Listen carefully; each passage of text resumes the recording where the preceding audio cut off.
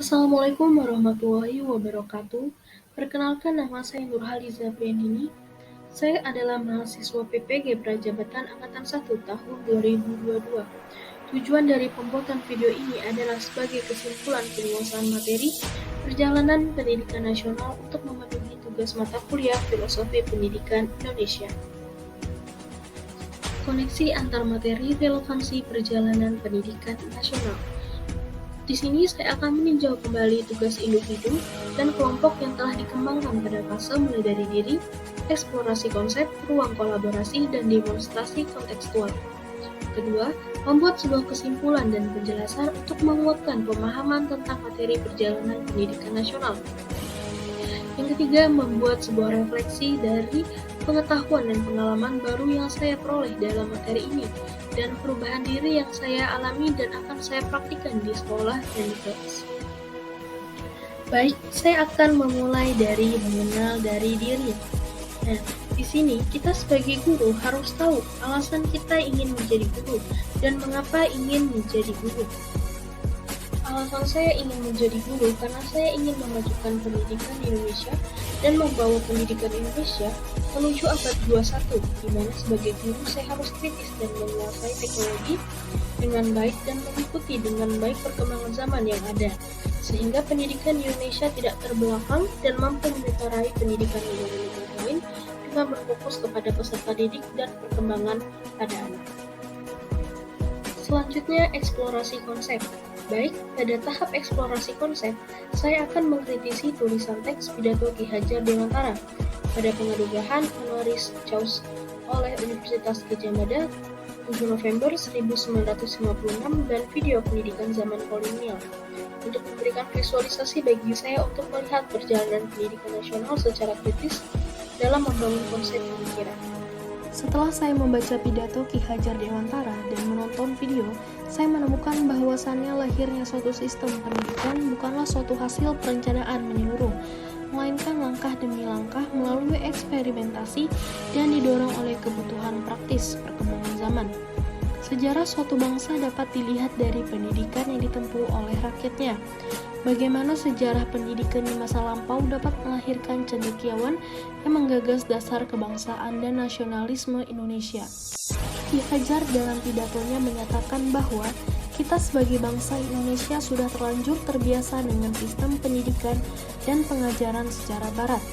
Dan beliau berpendapat bahwa pendidikan barat tersebut sebenarnya tidak cocok dengan kebutuhan hidup kita, baik lahir maupun batin. Pada zaman beralihnya VOC menjadi pemerintah Hindia Belanda, pemerintah kolonial Belanda berusaha menata masyarakat penduduk Indonesia untuk masuk dalam sistem pendidikan barat. Tidak semua masyarakat Indonesia bisa mendapatkan pendidikan, dan tidak semua warga Indonesia dapat mengenyam pendidikan yang sama dengan anak kolonial Belanda. Namun pendidikan bagi anak Indonesia tidak diabaikan sepenuhnya pada waktu itu. Ada beberapa bupati mendirikan sekolah-sekolah kabupaten, tetapi hanya untuk mendidik calon-calon pegawai, dengan maksud pemerintah Belanda mendirikan sekolah tidak untuk memenuhi kebutuhan rakyat, tetapi untuk melatih beberapa orang bagi perusahaan pemerintah Belanda. Jadi tujuan pendidikan dan pengajaran pada waktu itu hanya diarahkan kepada pendidikan pegawai, bukan membentuk sistem pendidikan nasional. Kebijakan di bidang pendidikan pada akhirnya membawa dampak kontraproduktif terhadap pemerintah kolonial Belanda, karena dengan munculnya kelompok-kelompok terdidik di Indonesia, ternyata menjadi faktor pendorong tumbuhnya nasionalisme Indonesia. Adanya sekolah-sekolah yang mengadopsi sistem pendidikan barat mengunggah rasa empati dengan melihat penderitaan para rakyat kecil dan meningkatnya kesadaran politik orang-orang terpelajar, akhirnya membangkitkan harapan bahwa seorang elit Indonesia akan muncul untuk memimpin gerakan ini. Pada tahun 1922, sudah memasuki zaman bangkitnya jiwa merdeka. Muncullah sebuah cita-cita baru bagi bangsa Indonesia, di mana kesadaran kultural kebangkitan politik sebagai jaminan kemerdekaan dan kebebasan kebudayaan bangsa. Itulah pokok sistem pendidikan dan pengajaran. Dapat terciptanya oleh Taman Siswa di Yogyakarta. Perguruan tersebut telah tersebar di berbagai daerah di Indonesia dan tidak mendapatkan bantuan subsidi dari pemerintah Hindia Belanda. Kemunculan Taman Siswa merupakan sebuah kemerdekaan dan kebebasan kebudayaan bangsa. Lalu, apakah pendidikan Indonesia sudah merdeka? Pendidikan pada zaman kolonial dibatasi oleh kekuasaan dan diskriminasi yang dimana berhak untuk bersekolah adalah golongan tertentu, sementara zaman sekarang semua warga Indonesia berhak mengenyam pendidikan. Lalu, pada zaman kolonial, pendidikan digunakan untuk memenuhi kebutuhan bangsa Hindia Belanda. Pihak Belanda mendidik para calon pegawai dan pekerja untuk diberi keterampilan yang cukup, namun dengan upah yang rendah. Namun saat ini tujuan pendidikan adalah untuk kepentingan bangsa Indonesia sendiri. Pendidikan saat ini fokus pada peningkatan keterampilan kecerdasan dan dipersiapkan untuk menghadapi tantangan zaman. Pada zaman kolonial, tenaga pendidik berangkat dari hasrat dalam diri untuk melayani. Pada zaman ini, perekrutan guru diatur dan disesuaikan dengan kualifikasi kebutuhan lembaga.